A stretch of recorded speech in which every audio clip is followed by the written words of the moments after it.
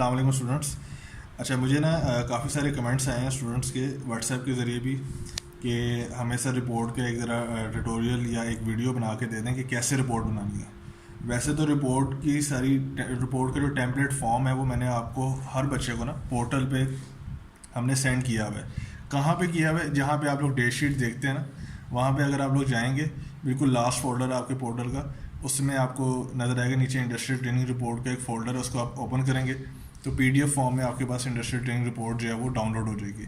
उसको आपने वर्ड में कन्वर्ट करना है और उसके बाद जो चीज़ आपसे पूछी गई है वो आपने बतानी है। लाइक ये पहला पेज आपके सामने ओपन है, इसमें पूछा गया जी आपका नाम क्या है, आपका रोल नंबर क्या है, इंडस्ट्रियल ट्रेनिंग कोर्स क्या है, या इसी बात ये इंडस्ट्रियल ट्रेनिंग इंटर्नशिप है, या आप इस पर कह सकते हैं कि आपने आपका 1 ईयर एक्सपीरियंस है किसी भी इंडस्ट्रियल फील्ड के अंदर।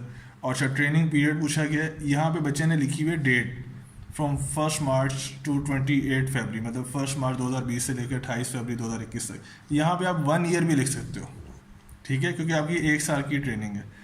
और फिर ट्रेनिंग ऑर्गेनाइजेशन का नाम पूछा गया, वो उसने लिख दिया। सेकंड पेज में एब्स्ट्रैक्ट है। एब्स्ट्रैक्ट क्या होता है? बेसिकली आपने पूरी रिपोर्ट को समराइज़ करना होता है समरी फॉर्म के अंदर, और ये होना भी वैसे एक पेज के अंदर ही चाहिए, और एक पैराग्राफ में हो जाए तो ज़्यादा अच्छा है।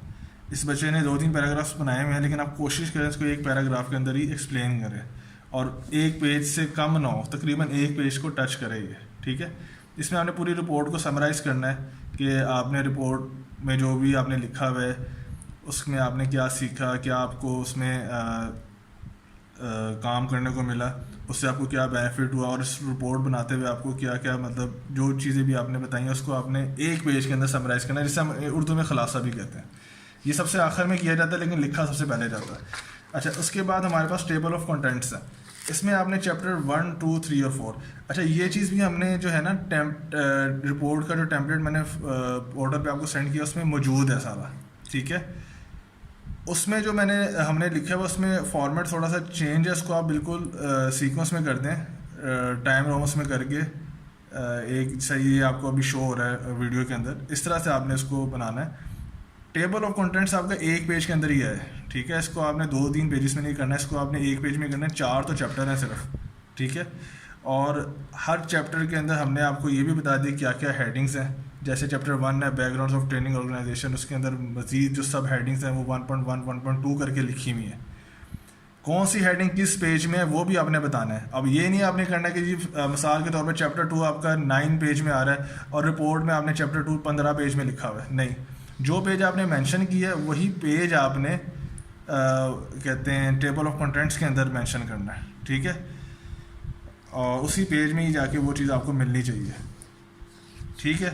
ये आपके 4 चैप्टर हैं और हर चैप्टर को जी एक्सप्लेन किया गया, उसमें बताया गया कि आपने क्या क्या उसके अंदर एक्सप्लेन करना है। मिसाल के तौर पर इंट्रोडक्शन है।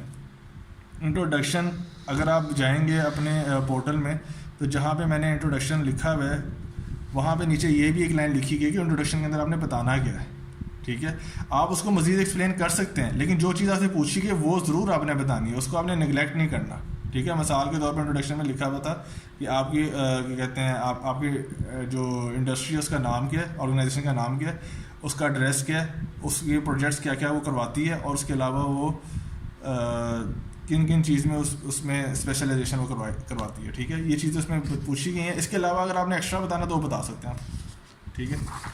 तो इसके बाद इसका मिशन विज़न आ जाता है, ठीक है। फिर ऑर्गेनोग्राम आ जाता है।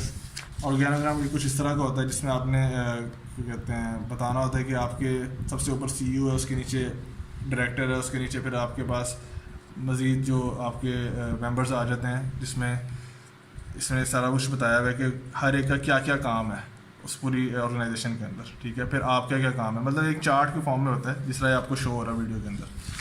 तो उसके बाद ये मिशन विजन है। अच्छा, इससे बच्चे से गलती हुई, इसने ऑर्गेनोग्राम पहले बता दिया, ये असल में इस पेज के बाद में आना था, ठीक है। तो ये गलती आपसे ना हो, ठीक है। विजन मिशन आता है पहले, उसके बाद ऑर्गेनोग्राम आता है, लेकिन उसने उसका एक अलग ही पेज प्रिंट किया जो कि उसने पहले लगा दिया।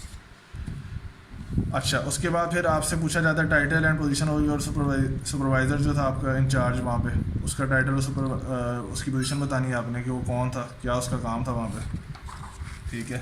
ये चीज़ें बताने के बाद चैप्टर 1 कंप्लीट होता है। फिर चैप्टर 2 शुरू होता है आपका। चैप्टर 2 में आपने दो चीज़ें हैं सिर्फ, डिस्क्रिप्शन है और क्रोनोलॉजिकल ऑर्डर है।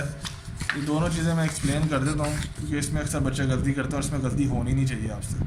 डिस्क्रिप्शन में सिर्फ आपसे एक मेन चीज़ ये पूछी गई है कि आपका जो जॉब की टाइमिंग है वो क्या है और किस दिन से किस दिन आप जाते हैं काम के लिए और क्या काम कर रहे हैं वहाँ पे आप। ठीक है, इसमें तो कुछ ज़्यादा एक्सप्लेन किया हुआ है, आप एक पैराग्राफ के अंदर एक्सप्लेन कर सकते हैं, काफ़ी है। उसके बाद 2.2 है क्रोनोलॉजिकल ऑर्डर।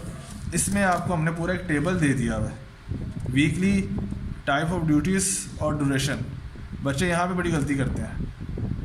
पहली बात यह कि वो 4-5 वीक को इकट्ठा करके लिख देते हैं एक ही कॉलम के अंदर। नहीं, 32 वीक्स हैं तो 32 वीक्स को आपने अलग अलग एक्सप्लेन करना है, चाहे आपने 2 हफ्ते एक जैसा काम किया हो। ठीक है, वीक 1 में आपने ये बताना है कि आपने पूरा हफ्ता क्या काम किया और कितने घंटे काम किया। एक हफ्ते में 8 घंटे नहीं बनता, अक्सर बच्चे एक दिन के हिसाब से 8 घंटे लिख के बस नहीं। एक हफ्ते में आपने अगर 5 दिन काम किया और 8 घंटे एक दिन काम करते तो 8 मल्टीप्लाई में 5 होगा और ये 40 आवर्स बनेगा जो इसने यहाँ पे लिखा हुआ है। अगर आप 6 दिन काम करते तो 8 मल्टीप्लाई में 6, 48 आवर्स हो जाएगा। ठीक हो गया, और ये 32 के 32 आपने वीक्स बता देंगे। ठीक है, ये मैं एक एक करके आपको बता रहा हूँ, इसने सिर्फ 32 वीक्स बता दिए। Chapter 2 complete. हर चैप्टर जो आप स्टार्ट करेंगे वो नए पेज से स्टार्ट करेंगे। आप जितनी भी यहाँ पे कहते हैं किताबें खोल लें अपनी, फर्स्ट क्लास से लेके 16 ईयर एजुकेशन तक, कोई भी आपको बुक खोल के देख लें, उसमें जो भी चैप्टर होगा वो नए पेज से शुरू होगा। तो इसमें भी आपने यही करना है कि लेट्स सपोज चैप्टर 3 अब स्टार्ट हो रहा है तो उसने नेक्स्ट पेज से स्टार्ट किया हुआ है, आपने भी नेक्स्ट पेज से स्टार्ट करना है। अक्सर बच्चे ये भी गलती करते हैं जो उसी के नीचे से चैप्टर 3 स्टार्ट कर दिया, ऐसा नहीं करना आपने। अब चैप्टर 3 में जो आपसे चीज़ें पूछी गई हैं वो आपने एक एक करके बतानी है। जितने भी मैंने हेडिंग्स दी हैं उसके नीचे बताया हुआ है कि उस हेडिंग्स के अंदर आपने क्या एक्सप्लेन करना है, तो उस हिसाब से आपने एक्सप्लेन कर देना है। ये इसमें बेसिकली आपकी वर्किंग एक्सपीरियंस है सारा, कि आपने क्या क्या काम किया, क्या प्रॉब्लम्स आपको फेस करने पड़ी, उसको आपने कैसे उसका सोल्यूशन निकाला। ठीक है, फिर सेफ्टी मेजरमेंट्स क्या थे आपकी ऑर्गेनाइजेशन इंडस्ट्री के अंदर।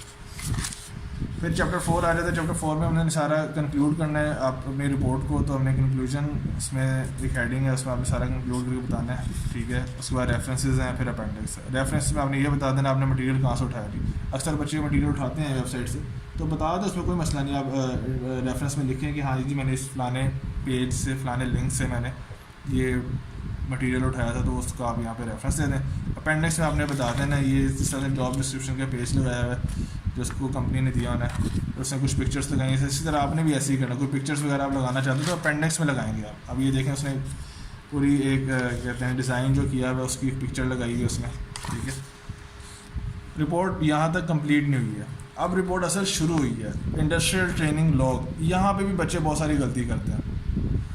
लॉग में आपने बताना है कि आपने पूरे साल क्या काम किया, असल चीज़ ही लॉग है, और वो इस इंडस्ट्रियल ट्रेनिंग रिपोर्ट के साथ मर्ज है।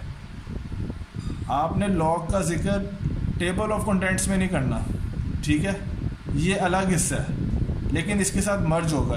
ये इंडस्ट्रियल ट्रेनिंग लॉग बुक है पूरी, इसमें आपने 32 हफ्तों को अब इंडिविजुअल डे के ऊपर आके एक्सप्लेन करना है कि आपने हर दिन क्या काम किया। पहली चीज़ आपसे ये सारी पूछेगी आपकी पर्सनल डिटेल्स, नाम, रोल नंबर, आपका एड्रेस, ईमेल आईडी वगैरह, और फिर ऑर्गेनाइजेशन के बारे में पूछेगा, उसका नाम क्या, उसका एड्रेस क्या है, कहाँ पे वो है, और कॉन्टैक्ट पर्सन का कोई नाम बता दें जो आपका सुपरवाइज़र, और फ़ोन नंबर। ठीक है, ये एक्सप्लेन करने के बाद आपकी लॉग शुरू होती है। जो पोर्टल में आपको हमने क्या कहते हैं टेम्पलेट सेंड किया हुआ है इसका रिपोर्ट का, उसमें सिर्फ ये खाली डेली ट्रेनिंग लॉग का एक ही हमने पेज आपको फॉर्मेट जो है इसको सेंड किया हुआ है। आपने क्या करना है, इस फॉर्मेट इसको कॉपी करना है वर्ड में और 32 दफ़ा इसको पेस्ट कर देना है, यानी 32 पेजेस बन जाएंगे। हर हफ्ते को आपने एक्सप्लेन करना शुरू करना है। इसका सेशन था, अब ये भी सुन लें ज़रा गौर से सुनीजिएगा मेरी बात, इसका सेशन था स्प्रिंग 2017 से स्प्रिंग 2021 तक। इसका लास्ट ईयर इसने रिपोर्ट मतलब एक्सप्लेन किया, लास्ट ईयर मतलब जो आज का आखिरी साल बनता था, बेशक वो यहाँ पे पढ़ रहा था उस टाइम पे 2020 से 2021, ठीक है, मार्च 2020 से लेके फरवरी 2021 तक इसने अपने आप को एक्सप्लेन किया है रिपोर्ट जो भी इसने काम किया उसके ऊपर। अब कुछ बच्चे हैं जिनका सेशन है फॉल 2017 से 21, अब वो कहेंगे सर हमने तो पहला साल जो था उसका एक्सपीरियंस लेटर जमा कराया हुआ था, तो अब हम रिपोर्ट पहले साल की बनाएंगे या आखिरी साल की। तो याद रखिएगा कि एक्सपीरियंस लेटर बेशक पहले साल का हो 17 से 18 का, रिपोर्ट आखिरी साल की बनेगी आपकी 2020 से लेके 2021 तक। अब फॉल है तो अक्टूबर 2020 से लेके सितंबर 2021 तक। कितने हफ्ते होंगे? 32 हफ्ते होंगे। अब आप कहेंगे सर साल में तो 52 वीक्स होते हैं, कैसे पूरा करें? तो आपने ये करना, अक्टूबर का लास्ट वीक ले लेना, वहाँ से शुरू करें या जहाँ मर्जी से शुरू करें अक्टूबर के महीने में। आपने आखिरी वीक जो है वो सितंबर का ही बताना है, बीच में जो हफ्ते एक्स्ट्रा बन रहे हैं उसको आप स्किप कर दें, ठीक है? क्योंकि ट्रेनिंग जो है वो आपकी 32 हफ्तों में लाए कर रही है, तो आपने 32 से ज़्यादा नहीं जाना, ना 32 से कम करना। ये चीज़ सारों को क्लियर होनी चाहिए, ठीक है? अब इसका था स्प्रिंग, मतलब मार्च 2020 से लेके फरवरी 2021 तक। इसने मतलब सेशन तो इसका स्प्रिंग 17 से 21 तक का, लेकिन इसने रिपोर्ट जो बताई है आखिरी साल की बताई है, मार्च 2020 से लेके फरवरी 2021 तक। अब इसका पहला हफ्ता देख रहे हैं उसका, मार्च का उसने एक्सप्लेन किया हुआ है, क्या क्या टाइम था, किस डेट को क्या टाइम था उसका, और उसने क्या काम किया, वो सारा उसने बताया हुआ पॉइंट्स के अंदर, ठीक है? ये आपने बताना है। एंड पे आपने साइन करने अपने, sign by training, sign by supervisor, और जो डेट है वो उस हफ्ते की आखिरी दिन की डेट आ जाएगी यहाँ पे, ठीक है?